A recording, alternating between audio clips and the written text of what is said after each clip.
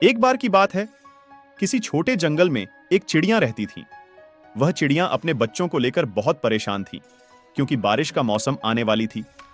इसलिए उसे अपने बच्चों के लिए घोंसला बनाना था, जिसके लिए उसे एक अच्छी पेड़ की आवश्यकता थी, और वह पेड़ की तलाश पर निकला।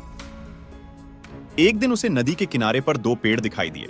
उसने पहले पेड़ से पूछा कि ऐ पेड़, तुम्हें तो पता है कि बारिश का मौसम आने वाला है और मैं घोंसला को लेकर परेशान हूं, तो क्या मैं तुम्हारे टहनियों पर अपने बच्चों के लिए घोंसला बना सकता हूं? पेड़ ने उसे अपनी टहनियों घोंसला बनाने के लिए मना किया। फिर वह चिड़िया उदास होकर दूसरे पेड़ पर गया और उसने पेड़ से अनुरोध किया कि वह अपनी टहनियों पर घोंसला बनाने दे। और वह पेड़ ने चिड़िया को घोंसला बनाने दिया, और चिड़िया ने घोंसला बनाकर अपने बच्चों के साथ आराम से रहने लगा। कुछ समय गुजरने बाद बरसात का मौसम आया और बहुत जोरों की बारिश हुई, और भारी बारिश के कारण नदी का जलस्तर बढ़ गया, जिसकी वजह से पहला पेड़ जड़ से उखड़कर नदी में बह जाता है। यह देखकर चिड़िया बहते हुए पेड़ के पास जाता है और हंसकर बोलता है कि जब मैं तुम्हारी टहनियों पर घोंसला बनाने के लिए तुमसे पूछा तो तुमने मना कर दिया था, और आज तुम्हें तुम्हारे उसी रूखे स्वभाव का फल मिला। तुम्हारे साथ तो यही होना था। तभी पहले पेड़ ने मुस्कुराकर बोला कि मुझे पता था कि मेरे जड़ें कमजोर हो चुकी हैं और मैं इस साल की बारिश में टिक नहीं पाऊंगा।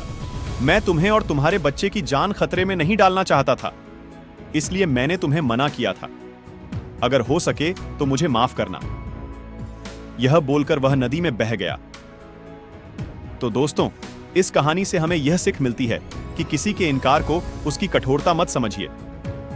क्या पता आपके भले के लिए वह ऐसा कर रहा हो। जैसा कि हमारे माता पिता कुछ जगह पर जाने के लिए मना करते हैं या कुछ ऐसा काम करने से रोकता है जो हमारे लिए सही नहीं हो, लेकिन वह हमारे भले के लिए बोलता है। इसलिए कौन किस परिस्थिति में है यह हम नहीं समझते, बस हम उसे बाहर से ही जज करते। और दोस्तों, एक कहावत है ना कि किसी भी किताब को उसके कवर पेज से जज मत कीजिए जब तक उसे आप पढ़ ना ले। और इसी तरह किसी भी इंसान को ना समझ के बाहर से बुरा भला मत कहिए। आपको क्या पता कि उसके जीवन में क्या चल रहा है, उसकी परिस्थिति क्या है। तो दोस्तों, बहुत बार हम लोग से बहुत सी गलतफहमियां हो जाती है, जिसकी वजह से हम अपनी जिंदगी में अच्छे लोगों को समझ नहीं पाते हैं और हम उसे अपने जीवन से खो देते हैं। तो दोस्तों, आशा करता हूं कि यह कहानी आपको अच्छी लगी होगी। मिलते हैं अगले कहानी के साथ।